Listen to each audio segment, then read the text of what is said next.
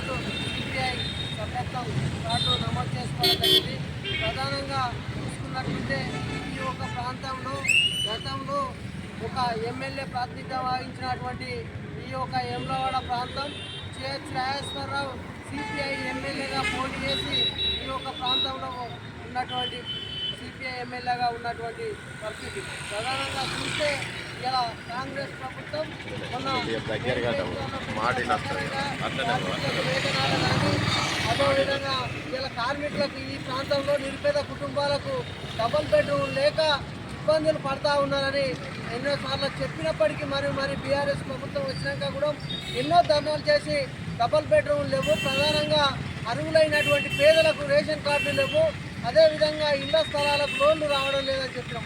కానీ ఎలాంటి స్పందన లేక బీఆర్ఎస్ ప్రభుత్వం బాగా పెడచెవిన పెట్టినటువంటి పరిస్థితి. ఇప్పుడు కాంగ్రెస్ ప్రభుత్వం సంవత్సర కాలం పాటు ఈ యొక్క పరిపాలన చేస్తూ ఉన్నా కూడా ఇలా కాయిదాల పరిమితం అయిపోయింది తప్ప ఇలా డబల్ బెడ్రూమ్లో కానీ రేషన్ కార్డులలో కానీ ఇలా ఇళ్ళ లోన్లలో కూడా సర్వై వరకే పరిమితం అయిపోయింది. కానీ ఎలాంటి స్పందన లేదు. వెంటనే ఇల్లు కట్టుకునే వాళ్లకు ఈ 5,50,000 లోన్ ఇవ్వాలి, అదేవిధంగా ఇండ్లు లేని వాళ్లకు డబల్ బెడ్రూమ్ వెంటనే కేటాయించాలి.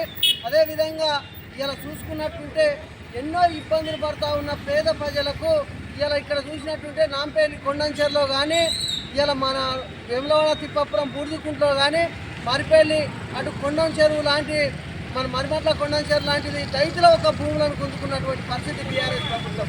కాంగ్రెస్ ప్రభుత్వంకి కూడా మేము గత 3-4 నెలల క్రితం కూడా ఒక లెటర్ పెట్టడం జరిగింది. ప్రధానంగా ఈ యొక్క దళితుల జాగాలు నిరుపేద మైనార్టీ కులాలకు చెందిన జాగాలను బీఆర్ఎస్ పార్టీ గుంజుకోవడం జరిగింది. అవి పూర్తి స్థాయిలో సర్వే జరిపి ఆ ఒక్క పేద ప్రజలకు రైతులకు అందించాలని కోరితే ఇప్పటి వరకు ఎలాంటి స్పందన లేదు. కాంగ్రెస్ ప్రభుత్వం దాన్ని వెంటనే చర్య చేపట్టి వాళ్ళ యొక్క స్థలాలు వాళ్ళకు పూర్తిగా పరిశీలన చేసి ఇవ్వాల్సిన బాధ్యత అప్పుడు కాంగ్రెస్ ప్రభుత్వం ఇచ్చింది. కాబట్టి ఈ యొక్క క్యాన్సల్ చేసిన పట్టాలను తక్షణమే ఆ ఒక్క రైతులకు ప్రజలకు ఇవ్వాల్సిన బాధ్యత కాంగ్రెస్ ప్రభుత్వం కాబట్టి కోరుతా ఉన్నాం. లేని వేళలో పెద్ద ఎత్తున ఆందోళన కార్యక్రమం చేస్తాం. అదేవిధంగా ఈ యొక్క గ్రామం మన వేములవాడ చుట్టూ ఇలా నియోజకవర్గంలో ప్రాంతంలో పూర్తి స్థాయిలో రాబోయే కాలంలో కూడా సర్పంచ్ ఎలక్షన్లలో కూడా సిపిఐ అభ్యర్థులను నిలబెట్టబోతా ఉన్నాం. అదేవిధంగా వేములవాడ మున్సిపాలిటీ కూడా పూర్తి స్థాయిలో అన్ని వార్డులలో కూడా సిపిఐ అభ్యర్థులు బరిలో ఉంటారని ఈ సందర్భంగా తెలియజేస్తూ ఉన్నాం.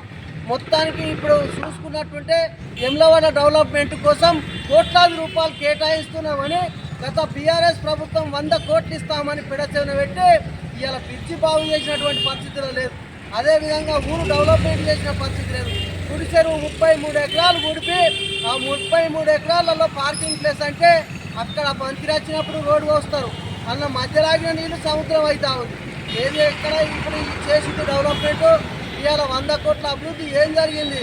ఇలా మొన్న కాంగ్రెస్ ప్రభుత్వం కూడా 1,000 కోట్ల రూపాయలు ఇలా ఇస్తామని చెప్పి ఇలా దేవస్థానానికి చెప్పింది. దేవస్థానం అభివృద్ధి ఫస్ట్ ఆఫ్ ఆల్ చేయండి చెప్పడే కాదు, కేంద్ర మంత్రి బీజేపీ మంత్రులు కూడా వచ్చి చూసిపోతూ ఉన్నారు. కానీ అభివృద్ధి చేయవలసిన అవసరం ఉంది. అది వెంటనే తక్షణమే ఆ అభివృద్ధి జరగాలి. ఈ పక్క పన్న గుంజుకున్నటువంటి రైతుల మైనార్టీ కులాలకు గుంజుకున్నటువంటి జాగాలను వెంటనే అందించాలని కోరుతా ఉన్నాం. లేని వేళలో పెద్ద ఎత్తున ఆందోళన కార్యక్రమం చేస్తామని సందర్భంగా తెలియజేస్తా ఉన్నాం.